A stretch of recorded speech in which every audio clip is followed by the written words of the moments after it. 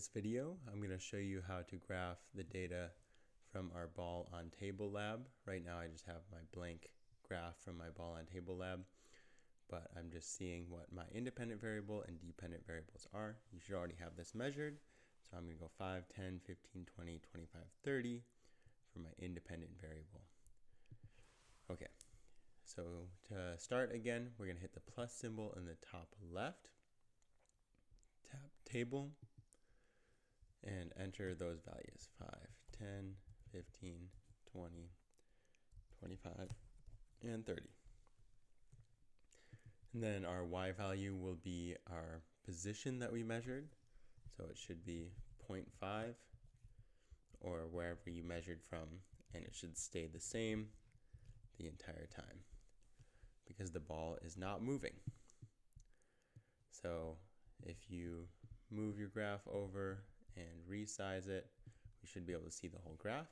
We should notice right away that our points are really low down on our y-axis, so we probably want to shrink that y-axis.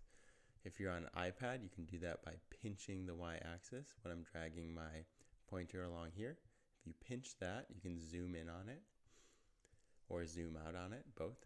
Or you can use the graph settings, and because all my values are between 0 and 1, I'm going to put my y-axis to -0.1 up to 1.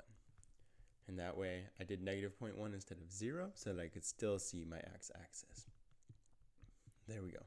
So now it's a little easier to see my points. They're not smushed up against the x-axis. And now I can add my line of best fit. So I'm going to tap the plus symbol, add an expression, and my line of best fit for a horizontal line is y equals c. But as we saw from our pendulum lab, this gives us a proportional line. So we actually have to put in a full number. So the number I'm going to choose here, you want to choose a number close to your y values, which is 0.5. I could just choose 0.5, which would give me my line, which is awesome. Or if I'm not sure exactly where my line should be, I just pick a number that's close. So I would say the number 1 is pretty close. So after I select 1, I can tap away from that, and it automatically makes a C slider for me.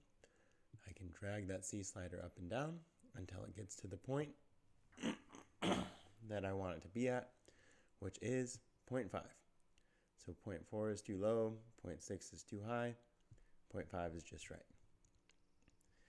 You're going to take a screenshot of this graph, making sure that you can see the equation, the data table, and the entire graph with all of your data points.